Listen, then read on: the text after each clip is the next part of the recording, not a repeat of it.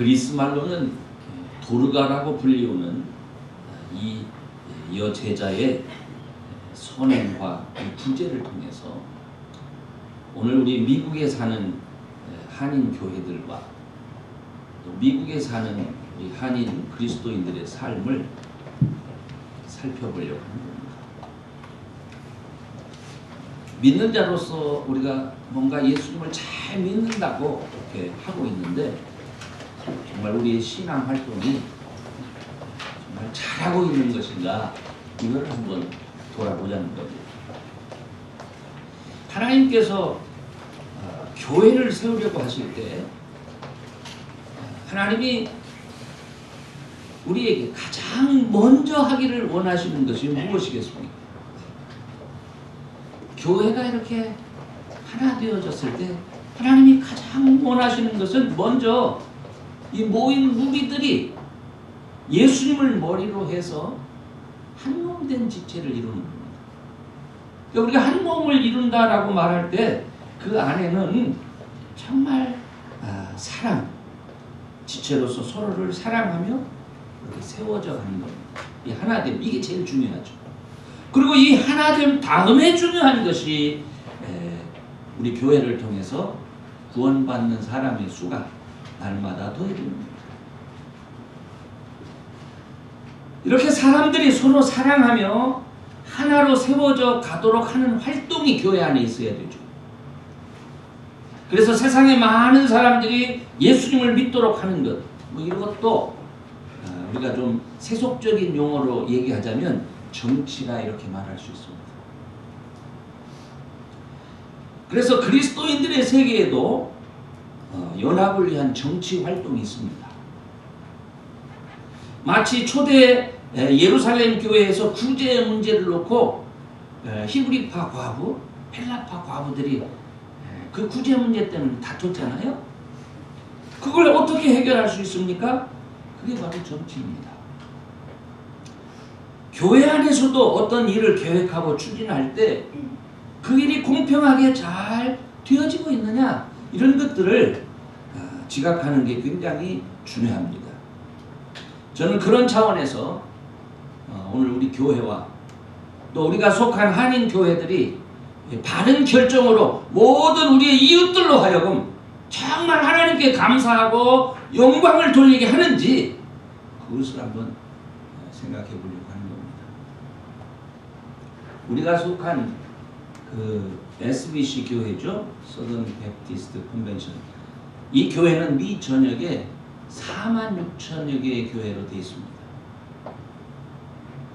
이 가운데 이 46,000여 개 가운데 우리 한인교회는 주장하기를 800여 교회가 있다고 그렇게 말을 합니다. 미 전역에. 그런데 이 중에 150여 개의 교회는 사실 교회로서의 기능을 하지 못합니다. 그러니까 이름만 있어요. 그러니까 실제 나름대로 교회 기능을 유지하고 예배를 드리는 교회는 650여 개 교회입니다. 45,000여 개의 교회 중에서 650여 개의 교회는 정말 미미한 존재죠. 1.4%입니다. 그런데 이 숫자와 달리 한인교회 중에서 몇몇 대형 교회들이 있어요. 우리 버지니아 지역 또 메릴랜드 지역에서도 사실 있었습니다. 과거형이요. 또 텍사스 지역이나 로스앤젤레스 지역, 샌프란시스코 지역, 시애틀 지역에는 지금도 있습니다. 이 몇몇 교회들은 매년 한 10만 불 이상씩 협동 선교비를 컨벤션에 그렇게 내고 있습니다. 근데 우리 지역은 과거형이 돼버리기는 했지만 어쨌든 이 SBC의 부총회장 후보까지 거론된 적도 있습니다. 그리고 어떤 교회는 이 헌금의 대부분이 그 SBC와 함께하는 선교 사역에 쓰여지고 있다고 자랑스럽게 말을 합니다. 그런데 저는 우리가 정말 이런 일을 하고 있는 것을 자랑스럽게 여겨야 되는가 그 이면을 한번 들춰보려고 합니다. 정말 도르가가 그 주변의 많은 사람들에게 선행과 구제를 하였던 것처럼 정말 그 주변의 많은 사람들이 그 교회의 존재를 자랑스러워하고 베드로로 하여금 도르가를 살리라는 성령의 인도하심까지 있었던 것처럼 주의 사역에 동참하는 모든 목회자들이 그 교회의 성장을 기뻐하고 그 사역을 기뻐하고 있었느냐? 그래서 그 교회가 소멸되어져 갈 때 정말 주변에 있는 많은 그리스도인들이 안타까워했었느냐? 그거를 골똘히 생각해 봤어요. 제가 이 버지니아 지방회를 이렇게 섬긴 적이 있어요. 그때 그 일을 하기 전에 전국 총회 준비를 한 적이 있습니다. 근데 총회 준비에 필요한 예산이 한 6만 5천 불 정도가 필요했었어요. 총회에서 호텔을 준비해 놓으면 2박 3일 기간 동안 참석할 그런 목사님 자녀들 이런 분들의 식사 교육 활동 그리고 지역 관광 뭐 이런 것까지를 준비하는 일이었어요. 전 그때 그 경험을 통해서 우리 교회가 성장하게 되면 지금의 교회들하고는 다르게 성장해야 된다 하는 생각을 했었습니다. 그리고 지금도 하고 있습니다. SBC와 어깨를 견주며 함께 하였던 이 지역의 대형 교회들이 그리고 또 미전역의 교회들이 그 교회들로부터 제가 지원받은 액수가 15,000불이 넘지 않습니다. 가지신이 1,000불? 그래도 한 교회에서 5,000불 정도도 있었어요. 제가 이 말씀을 드리는 이유는 미주류 교회로부터 그 교회 대단하다, 훌륭하다 이 칭찬받는 교회들이 정작 자신들이 속한 한인교회를 지원하는 일에 있어서는 주저하는 거예요. 자신들이 속한 교회를 위해서는 자신들이 SBC에 내고 있는 그 헌금의 1%도 하지 않을 만큼 그렇게 무관심했던 게 사실이에요. 그게 불과 4년 전 일입니다. 제가 이런 말씀을 드리는 이유는 교회와 교인들이 주의 일을 한다고 할 때 무엇이 우선인가? 이걸 말씀드리고 싶습니다. 우리 교회가 어떤 일을 할 때 우리 교회의 우선적인 일이 무엇인가? 이걸 말씀드리고 싶은 거예요. 우리 그리스도인들에겐 분명히 우선순위가 주어져 있습니다. 이 시대의 문제는 먼저 해야 할 것이 뚜렷하지가 않습니다. 무엇인가 힘있는 세력에 의해서 죄송합니다만 이 힘있는 세력이 우리 주님이어야 되는데 뭔가 힘있는 세력에 의해서 조작되고 유도돼서 정말 필요한 것에 쓰여지지 못하고 자신들의 이름을 내고 생색을 내고 뭔가 자신들의 유익을 위한 수단으로 사용되어지고 있다는 의혹을 지울 수가 없는 거예요. 힐러리도 성경을 인용합니다. 트럼프도 성경을 인용합니다. 근데 성경을 인용해서 말한다고 해서 그게 다 성경적이고 복음적인 게 아닙니다. 하나님의 뜻을 따르기 위한 인용이 아니고 사람의 생각이나 주장을 강화하기 위해서 인용한 것이라면 그건 거짓인 거예요. 지금 우리가 버지니아와 메릴랜드에 사는 한인이라는 사실을 우리가 잘 알아야 돼요. 통계적으로 영어를 사용하기는 하지만 다른 언어를 사용해야 하는 그런 아시아 사람들이 5.2%에 속하는 사람들입니다. 연봉으로 따지자면 연봉 7만 불 아래 하위 계층 사람들이 대다수입니다. 한인이 많이 살고 있다는 페어팩스 주의 입장에서 이 주에 본다면 단지 3.4%가 우리 한인입니다. 제가 이 말씀을 드리는 이유는 우리 교회가 한인 침례교회를 표방할 때 우리가 속한 공동체의 현실을 말씀드리고 싶어서 그런 거예요. 800여 개의 교회 중 몇몇 교회가 미주류 교회를 능가할 만큼 많은 부를 축적하고 그들의 선교 사역에 동참하고 오히려 그들을 지원하고 있는 것처럼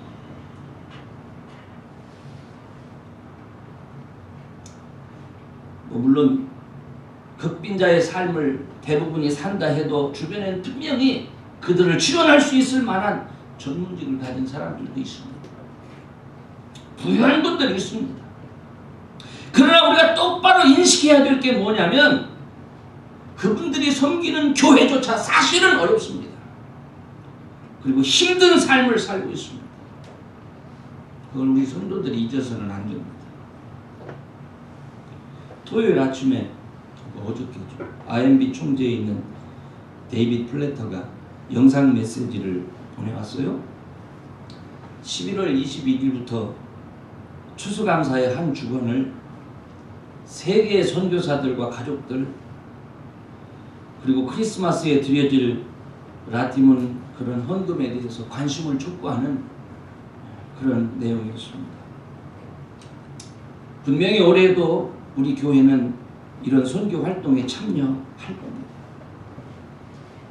그런데 이들의 열심에 동참하기에 앞서서 저와 여러분이 먼저 준비하며 돌보아야 될 대상이 먼저는 저쪽 어디 그곳에 있는 게 아니라 우리 안에, 우리 주변에 내 형제와 내 이웃이라는 사실을 우리가 간과해서는 안 된다는 거예요.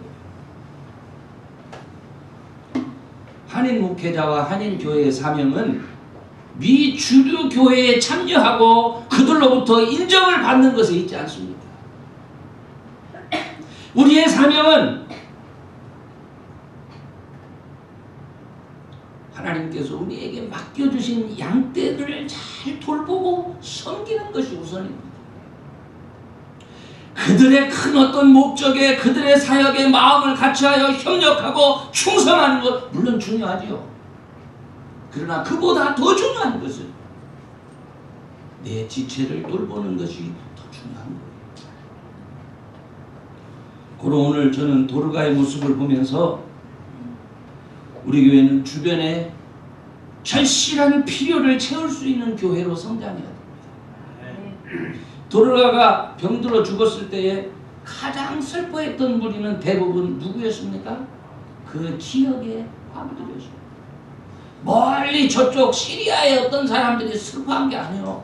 바로 그 지역에 힘들고 어려웠던 사람들입니다. 제가 금주에 페어팩스 카운티의 통계를 살피면서 전 정말 우리 한인의 존재에 대해서 더 불쌍하다 하는 생각이 들었어요. 난 여태 그런 생각 안 했는데 저도 불쌍하구나 하는 생각이 들었어요. 61.4%가 이제 백인들입니다. 9.6%가 흑인입니다. 그리고 나머지 소수인종 중에서 3.4%가 한인입니다. 그런데 여기까지는 그래도 그냥 볼만했어요. 근데 2015년 통계에서 20만 불 이상의 수입이 있는 가정이 20%였습니다. 10만에서 20만 불까지의 가정이 36.6%였습니다. 벌써 여기서 56.6%가 10만 불 이상이에요. 내가 우리 교인들을 가만히 생각하면서 일단 중간에서는 떨어졌구나. 그럼 하위 중간이라도 끼야지 해가면서 생각을 계속 하는 거예요.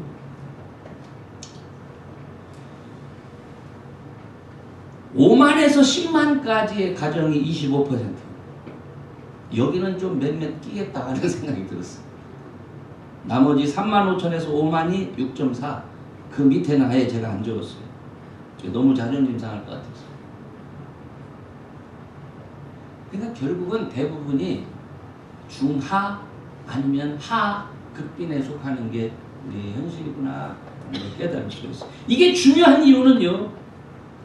가운의 통계라는 것은 가은이의 정책을 결정하는 거예요. 주택 가격을 결정하고 주택 공급을 결정하고 교육 지원의 어떤 계획을 세울 때 누구를 중심으로 하겠어요? 극빈자를 중심으로 하겠어요? 중하위를 대상으로 하겠어요? 적어도 10만 불대의 사람들을 위한 정책이 실시되는 거예요. 자, 그렇다면 이런 수적 한계가 뭘 말하는 거예요? 우리 교회가 주변의 절실한 필요를 어디에다가 맞춰야 되는 거예요? 10만 불대에 맞춰야 되는 거예요?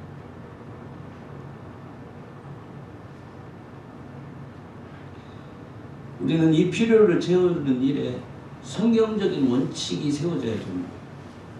예수 그리스도의 복음이 선행과 구제라는 것을 도구로 해서 사용되어질 수 있는 기회가 어디를 대상으로 해서 만들어져야 되는가, 세워져야 되는가 하는 것을 생각하게 하는 거예요. 교회의 교인들, 특별히 한인교회의 교인들은 서로를 먼저 섬기는 일에 힘을 다해야 돼요. 엉뚱한 선교니 봉사니 그렇지 말아요. 내가 보니까 지금 지가 도움을 필요로 하는데 지가 돕겠다고 나서서 큰소리 치는 거예요. 물론 뭐 그거 훌륭한 일이죠. 그렇지만 주제 파악 못해서 그러는 거예요. 제가. 미국에서 사는 한인의 문제는 의식주로부터 시작합니다. 제가 확보한 통계 자료는 적어도 영주권 이상을 소유한 사람들을 말하고 있는 거예요. 그런데 이 통계 자료에 포함되지 못한 이 한인들이 다양한 형태의 비자를 가지고 신분을 유지하면서 생계를 유지하고 있고 어떤 이는 아예 불법 체류자로 살고 있어요. 자, 한인들이 예수님을 믿고 한 교회로 성장하게 됐을 때 도대체 이 교회들이 먼저 관심을 가지고 다가서야 할 부분이 어디입니까? 몇백 년의 전통을 가지고 선교 활동을 펼치면서 그들이 하고자 하는 일에 우선을 두고 그곳에 참여하는 것이 우선입니까? 아니면 내가 속한 사회를 더 건전하게 하고 믿음의 공동체를 세우기 위해서 나의 주변을 돕고 세우는 것이 먼저냐 하는 얘기입니다. 주변의 주택가격은 날로 높아져 갑니다. 임대주택의 자격 심의는 날로 까다로워져 갑니다. 이제는요, 정상적인 방법으로는 정해진 기준이 높아서 집 임대하는 것조차 어려워지는 한인들이 늘어갑니다. 영어를 하지 못하니까 한인들의 일자리는 또 정해져 있습니다. 또 영어를 한다 해도 전체 인구의 33.4%의 인구에 속한 사람들에게 그게 시장성이 있다고 생각됩니까? 기회가 먼저 주어지지도 않습니다. 주택, 일자리, 자녀교육, 건강, 노인 문제, 모든 문제가 산적해 있는 거예요. 그런데 교회가 이 문제를 외면하고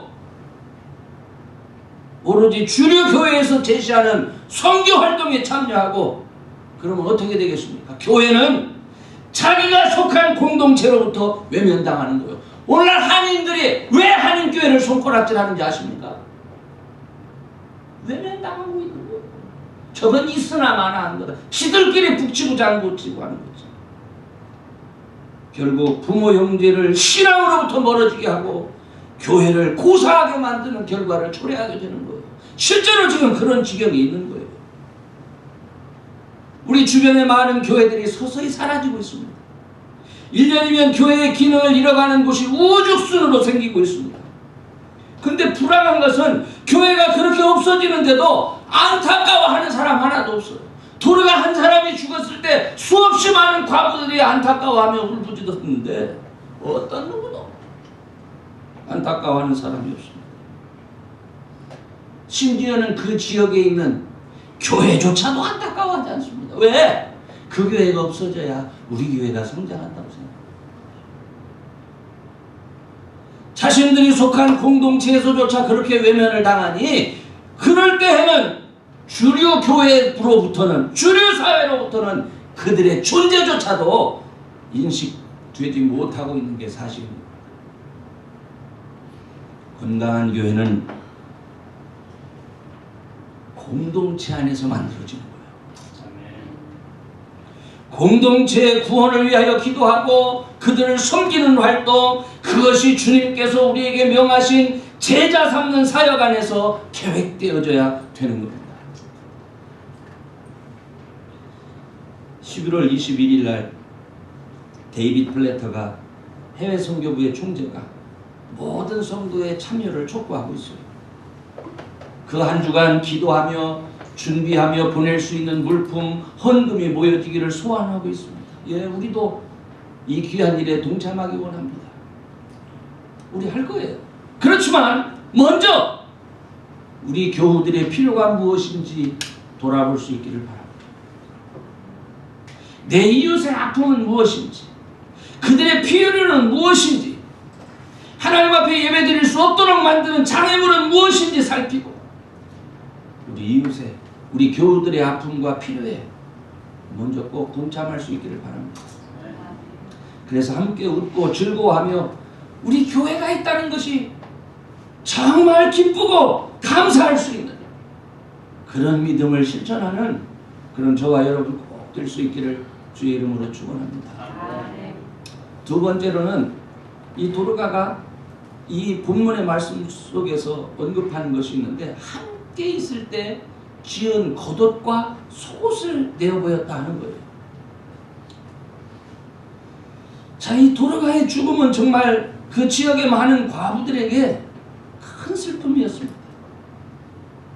그 도르가의 죽음을 그렇게 느끼게 한 이유는 단지 그들이 필요한 것이 있을 때마다 무언가를 지원해주는 사람이었기 때문에 그런 것이 아니에요. 제가 이 말씀을 보면서 도르가는 늘 그들과 함께 해줬다는 거예요. 또 삶을 같이 했다는 거예요. 그들의 필요를 따라 겉옷을 지어주기도 하고 때로는 그들의 속옷을 지어주기도 했다, 이 말입니다. 저는 이 말, 속옷까지 지어줬다는 말이 무엇을 의미하겠습니까? 우리 교회 안에서 여러분 뭐 가끔 외투를 갖고 와서 이거 아직 새 건데 입을만해 하면 입어봐. 이건 봤어도 팬티 가져와가지고 이거 입을만한, 이거는 못 봤습니다. 그렇죠? 이 말이 의미하는 바를 생각해 보세요. 속옷까지 지어주었다. 많은 과부들이 도르가와 모든 속사정까지 대화를 나눌 수 있었다. 깊이 있게. 그래서 속옷의 필요를 알아서 그것까지 준비해 줄 정도로 세밀한 교제가 있었다는 거예요. 저는 우리 교회가 지구촌 교회 많은 지역에 선교사님들을 돕고 또 우리 교회도 그들의 힘이 되기를 원합니다. 그런데 아까 말씀드린 대로 그 일을 하기에 앞서서 그 일은 먼저 우리 모두가 하나 되어져서 해야 되는 일입니다. 해외에 있는 선교사와 그 가족을 돕는 것은 물질로만 할 수 있는 게 아니에요. 그 선교 현장을 위해서 능력 있는 기도의 후원이 필요합니다. 능력 있는 기도는 주님을 사랑을, 주님 사랑 경험하고 감격한 성도들이 할 수 있는 거예요. 저는 우리 교회가 연약한 성도들에게 감동을 주는 교회가 되기를 원합니다. 우리 교회를 통해서 주님의 크신 은혜와 돌보시는 세밀한 은혜가 경험될 수 있기를 원합니다. 이런 실제적인 경험이 있을 때 일하시는 하나님에 대한 확신을 갖게 되는 거예요. 자신을 인도하고 세우신 그 하나님께서 멀리 해외까지 파송받은 선교사님들에게도 함께하기를 소원하기 때문에 그들을 위해서 하는 기도가 그때 나오게 되는 거예요. 이 모든 것의 시작은 함께 있는 것으로부터 시작합니다. 여러분, 연약한 성도들과 함께 하는 것, 우리가 연약하다고 말할 때 뭐가 연약한 겁니까? 보통 보면 가난한 것만을 가지고 말할 때가 있어요. 그렇지 않습니다. 가난도 물론 연약한 것이지만 어느 때는 질병일 수도 있고, 어떤 사람에게는 가정사의 문제일 수도 있고, 어떤 문제는 아파서 어떻게 말도 못하는 그런 거일 수도 있습니다. 사람마다 성격이 달라서 그렇지 자신의 문제를 노출하지 않으려고 비밀스럽게 자신의 문제를 간직하고 있는 그런 연약한 사람도 있습니다. 그런 사람의 아픔과 그런 사람의 문제는 교회가 잘 모르죠. 하지만 우리는 성령 안에 사는, 우리가 기도하며 세우는 중에 성령 하나님께서 그 세밀한 것을 아세요. 성령 하나님께서 그 세밀한 것을 아시고 그것을 채울 수 있도록 성도들을 인도하세요. 그래서 고린도전서 2장 10절의 말씀, 성령 하나님은 모든 것 곧 하나님의 깊은 것이라도 통달하시는 분이시다. 그 말씀하잖아요. 그러므로 우리는 성령의 교제케 하시는 능력, 치유하시며 회복시켜 주시는 능력을 믿기 때문에 우리는 사람들의 깊은 속사정을 알지 못하는 중에도 예수 그리스도의 이름 안에서 우리는 함께 할 수 있는 거예요. 성령 하나님의 인도하심을 따라 그들의 필요가 채워져 교회가 우리 믿는 성도들과 함께 한다는 사실을 경험할 수 있게 해주는 거예요. 그렇기 때문에 저와 여러분은 교회와 성도들을 위해서 늘 기도하며 또 함께 해야 돼요. 그들을 위하여 기도함으로 그들의 필요가 채워집니다. 성도는 온 교회의 이런 기도와 관심을 통해서 위로를 얻고 힘을 얻고 세워져 가는 겁니다. 그들의 말 못하는 비밀조차도 성령의 인도하심 아래서 소벽까지 채워지는 감격을 경험할 수 있게 되는 거예요. 저는 도르가를 읽고 안타까워하는 과부들을 보면서 베드로를 통해서 다시금 살리는 기적을 행케 하신 것처럼 우리의 교회들이 정말 주님 앞에 바로 서서 그 말씀을 실천함으로 교회 성장의 흐름이 회복되어지기를 원합니다. 성도들이 모여서 즐거워하고 성도들의 삶을 지탱해주는 그런 귀한 공동체로 다시금 교회들이 회복되어지기를 원하고 우리 교회가 성장하기를 원합니다. 마지막으로 저는 도르가가 부활했어요. 그래서 이것이 의미하는 바가 참 귀했습니다. 저는 우리 진이역의 한인 현황을 조금 아까 말씀드렸어요. 근데 한 가지 더 말씀드리고 싶은 것은 그 힘들고 진한 삶을 사는 한인들이 교회를 중심으로 해서 모여왔다는 사실입니다. 그러니까 한 세대 동안 어떤 교회는 성장해서 교회를 마련하기도 하고 어떤 교회는 사라지기도 하고 어떤 교회는 지나치게 교회를 확장하려다가 파산하기도 했어요. 근데 거의 모든 교회들의 재정 형편이 바닥이 난 상태가 되고 있어요. 제가 교제하는 한 목사님은 요새 교회 헌금은 다 은행 모기지로 들어간다고 이렇게 얘기를 해요. 그러니까 한인사회에서 드린 헌금은 미 주류사회 은행들만 배를 불리는 형국이다 이런 말을 해요. 제가 뭐 그 말이 사실인지 구체적으로 확인은 안 해봤습니다. 근데 만약 그게 사실이라면 과연 우리 한인교회의 미래가 있겠느냐는 얘기예요. 과연 그런 교회들은 언제쯤 페이먼을 다 갚을 수 있을까? 그때까지 교회의 성도들은 부채를 감당하기 위한 일원으로 짐을 계속 지고 있어야 하는가? 이런 생각이 들었어요. 그러다가 만일 그런 교회가 사라진다면 그런 교회를 안타까워하며 그 교회를 통해서 받은 사랑과 은혜를 기념하며 눈물 흘리는 그런 사람들이 있을까? 그런 생각이 들어요. 뭐 그 교회 직장 삼아서 혹은 그런 교회를 마케팅의 일환으로 이용하는 소수의 인원을 제외하고는 모두가 그 교회를 잃어버릴 겁니다. 필요에 의해서 건물이 마련하고 필요에 의해서 땅 준비할 수 있습니다. 그러나 성도를 돌보고 세우는 것보다 우선일 수는 없는 거예요. 선교 중요하죠. 해외 선교, 국내 선교, 지역의 다양한 선교단체의 필요 채워주는 것 중요합니다. 그러나 다시 한번 말씀드리지만 우리 교회 성도 돌보고 그들을 강건케 하는 것보다 더 중요한 건 없는 겁니다. 성도와 함께 건강한 교회가 됐을 때 힘을 합쳐서 해외 선교도 하고 국내 선교도 하고 지역 선교도 감당할 수가 있는 겁니다. 그렇기 때문에 도르가가 다시 살아났다는 소식을 들었을 때 이 사실은 온 요파 사람들에게 하나님의 능력으로 증거됐습니다. 이미 믿던 성도들과 과부들에게는 큰 기쁨의 소식이었습니다. 성도의 기쁨과 과부들의 기쁨, 그 지역 모든 사람들에게 예수 그리스도를 영접하는 기회가 됐던 거예요. 우리 교회의 성장이 이 지역 모든 사람의 기쁨이 되기를 원합니다. 야, 그 교회는 꼭 있어야 돼. 그 교회는 정말 성장해야 돼. 그 교회는 우리의 삶의 지탱이야. 그 교회가 있어야 이런 말을 들 수 있는 그런 교회가 되기를 원합니다. 이 믿음이라면, 이런 믿음이라면 나도 함께 해야 되겠다. 이런 믿음이라면 나도 예수님 영접해야 되겠다. 그래서 주를 믿게 하는 사람들의 수가 날마다 더하는 그런 교회가 되기를 소망합니다. 결론적으로 말씀을 드립니다. 11월은 겨울을 준비하는 계절입니다. 이제 한겨울을 어떻게 지낼 것인가를 생각하며 월동 준비를 하듯이 우리 교회도 겨울 준비해야 됩니다.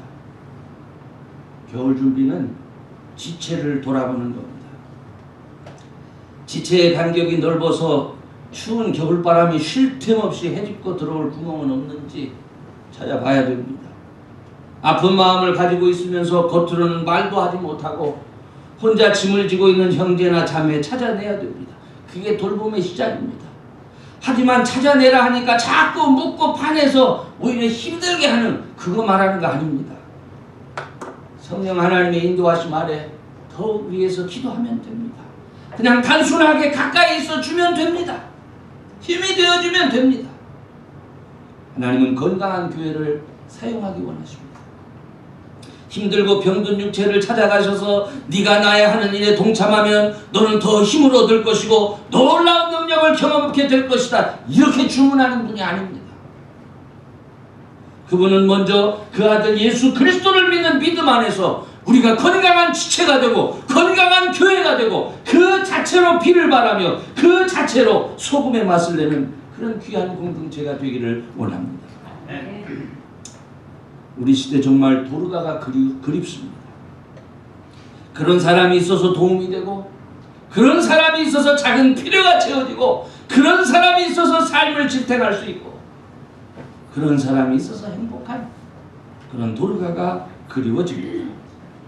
예수님은 우리 교회를 바로 이 시대의 도르가가 되기를 원하십니다.